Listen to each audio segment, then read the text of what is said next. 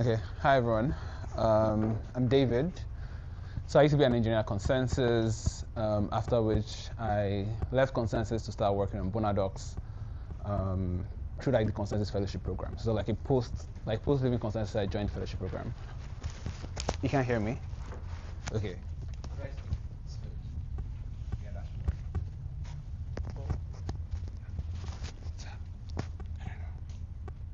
This work? All right, potting us through these AV.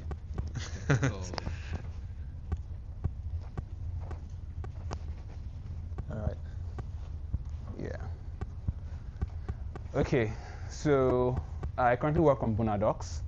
So Bonadocs is basically like a postman for smart contracts, basically. But in this talk today, I'll be talking about building applications, right?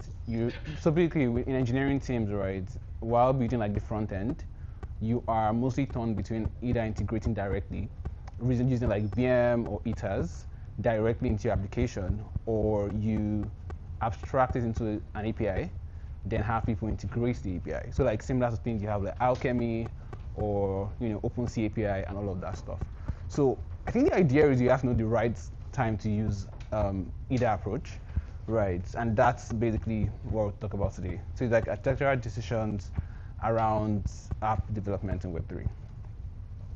So yeah, as I mentioned earlier, you have the front end, then you have the middle, and you have the smart contract. So basically, what is the integration layer, or what integration layer are you going to use between your front end app, your React app, or Next app, and your smart contracts? So usually, direct smart contract integration is what is very popular, and that's why we have ETAs, VM, Web3.js. I think they're deprecated right now, but those are like the main forms of integration. And obviously, right now we've grown to have Privy, which now works with VM, but this time because Privy creates like an embedded wallet, so users can sign up with Google and all of that stuff.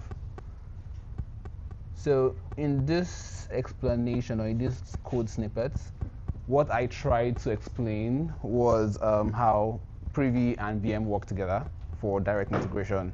So here you have clients, like client does switching.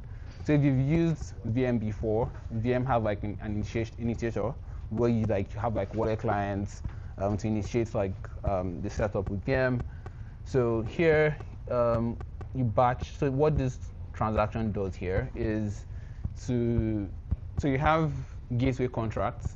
So the gateway contract in this instance is basically an off-ramp contract. So basically what you need is we need to be able to debit the user's account, fund our contract, then we send fiat to the user's bank account, right? That's just what this does. So you can see the first call, you have the token address, which is the stable coin, right? You have the approve, the amount the user is trying to off-ramp, then that is approved for the contract to spend, and an order is created successfully. So once the order is created, that's done, and the user is able to off-ramp. Because if you look at here we have the message hash. Okay, so I think I tried to abstract a few things. So inside the message hash, that's where user's bank account and all of those will be hashed and to be de-encrypted on the contract side, and they're able to off-ramp basically.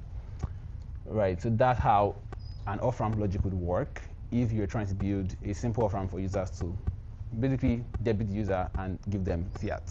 Right. So this gives you like complete visibility into the contract. You're closer to the metal. You know what's happening. You're not abstracting anything for the front end. This is important, especially for like, certain form of integrations that you're trying to be sure, or the integrator is trying to be sure of what they're doing, right?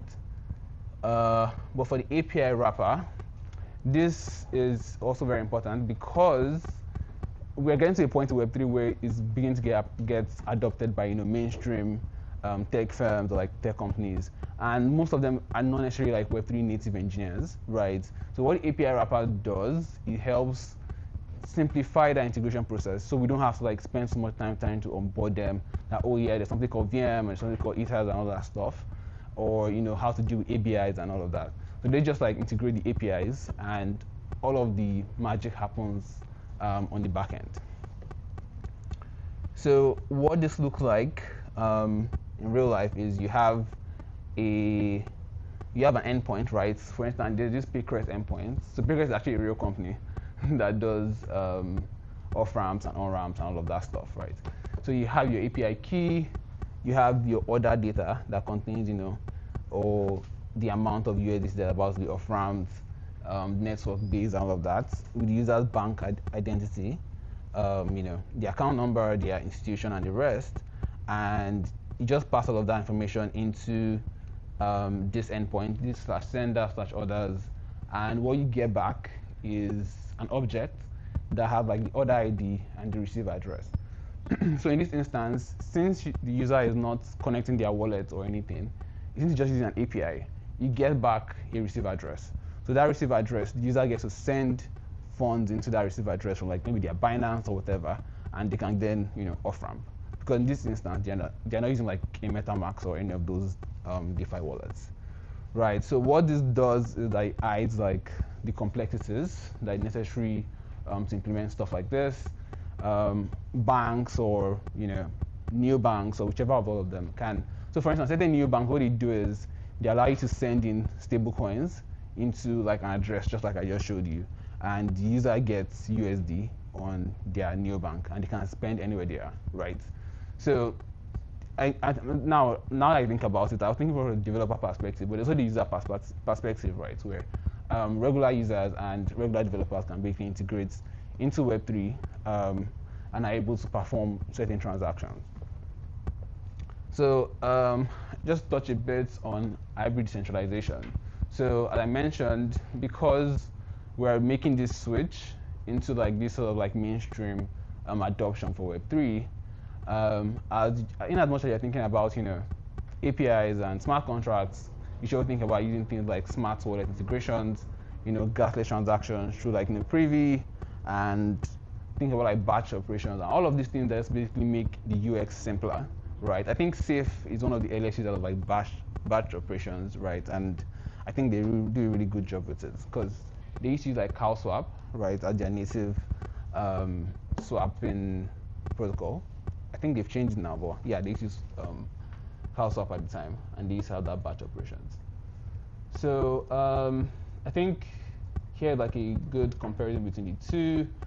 So developer speed is slower in initial setup if you're not a native sim, right? You need to like get conversant on what's going on.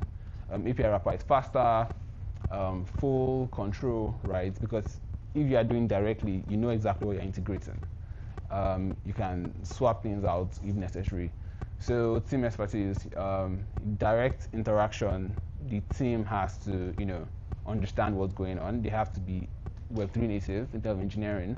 They have to know, okay, I have to approve first, I have to approve the spender, I have to basically understand like the whole byte and everything that goes on with actual direct integration. But if they have like the right skills, then yeah, you can go ahead to still do the direct integration. Decentralization, truly decentralized, API wrappers, well, there's the backend, so it's not as decentralized. Yeah, there's gas fees and API fees and gas. Obviously, these can also be abstracted in certain ways. Like I mentioned, with direct interaction, if you use a dynamic or a privy, you can also still pay gas fees for your users using like paymasters. So when should you use DeFi interactions and when should API interactions? So if you're building like very sensitive stuff, if I'm integrating a certain protocol, right, and I'm doing something very sensitive, I don't want to use APIs because I'm necessarily trusting them to do something or to like do the right thing and ensure they're not getting hacked, right? But if I integrate the protocol directly, I know at least I've removed a layer of error, at least on my end. Obviously, the team has strong Web3 expertise, custom interactions. So this custom interaction, the idea is if what you're building is new, right, you also want to integrate directly because it's easier to actually do. Because when you have the API wrappers, that's important because these are mostly like common, what do I call them? Common interactions like transfer, swap, NFT minting. Those are easier to like, they're standard operations that can be done easily. But when you have to do something very complex, many times people prefer to just integrate directly. So obviously there are things like long-term control, flexibility, and the rest. I think before to skip. Okay, yeah. So I think the best practices is I'll share the slide later, just to save time for questions. I've already shared the link in the live stream. Oh, okay, that's good.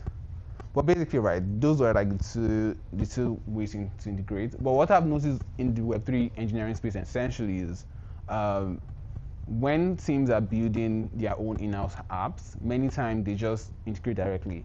But when they want to expose like a form of, they want third parties to integrate them, they mostly advise to use APIs because it's easier for them to like control, to KYC. For instance, certain companies or certain products don't allow you to off ramp without KYC, and doing it on chain might be a little wonky or a little weird. So what they try to do many times is they have the contracts in their backend. So once you do the KYC, then you get access to APIs that can then off ramp or do whatever they need to do, right? So that's a situation where people use APIs a lot, right? So but basically most of them do it now, like Alchemy, like papers I just showed you, several of these protocols. Because what I do right now is around like smart contract integration. So I'm seeing a lot of like teams pushing for APIs and SDKs also. I forgot to mention that. Yeah. So with SDKs, it's a little different. So what you do is you basically have the smart contract, then you write an SDK that performs action on that smart contract, right? So when people on the front end want to integrate with you, they use the SDK, then they pass in maybe the signer, and it does the same thing technically, but just using an SDK, just like simplified integration. So yes, I think we've been able to cover these two use cases and when to use it in your app. Thanks. Yeah, questions? Questions, yeah. Yeah. So I was just thinking, like, this your answer might be bonadox potentially, but I'm just saying, is there like a tool that where you can just give it a smart contract interface and then it just generates an API wrapper or an SDK wrapper around that smart contract interface for you, and you just like sort of like use a wizard and say I want these languages or I want these properties, etc. Like, is there something similar to that exists? I built that. Oh, okay. Oh, really? Let's talk later. Unfortunately, it's not Bonadox yet. Yeah. So Bonadox currently doesn't allow you to like take a smart contract and convert to an SDK. What you allowed you to do right now is you import your smart contracts. Yeah. You can call the smart contract methods just the thing we do on like the Block Explorer, right? And you can then write JavaScript using like 8,000 VM and then share that playground to somebody else. So whoever wants to integrate it can just look at your code that and all of that. But I think I'll be curious to know what that is that converts. So I found it in 2021, but yeah, you could deploy your smart contracts and then just upload the API and then just have the API based on your unique API, and it knows everything about like what your function is. So just like add the function and the API call, the parameters and things and all that. So each API endpoint will be equivalent to each smart contract method. So it's a generalized endpoint, and you have an ID for the smart contract which you've uploaded, and then you pass in the function, the method name of your smart contract, and then the parameters that would match that, right? And then Yeah. again, it understands all that. So it's just one generalized endpoint, and then the way it's able to decipher, what you're doing is based on that contract that you upload your smart contract API, and you get back, and now that on the back end, it's got that all stored on RE and stuff like that, so it knows exactly how to basically orchestrate that. Yeah.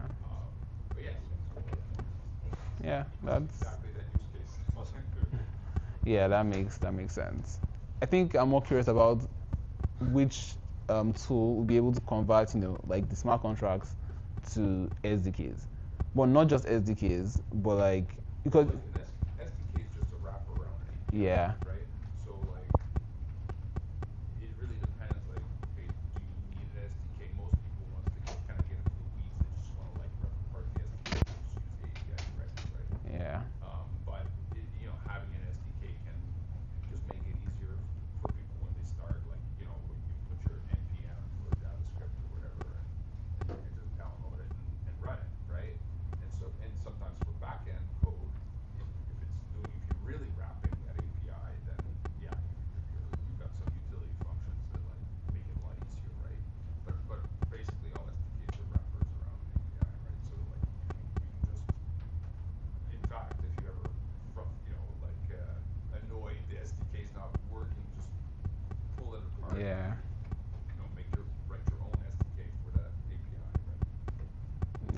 Okay, that works. That works actually. Yeah. Any more questions? Okay. Yeah. Okay. Okay. Thanks, David. Thanks.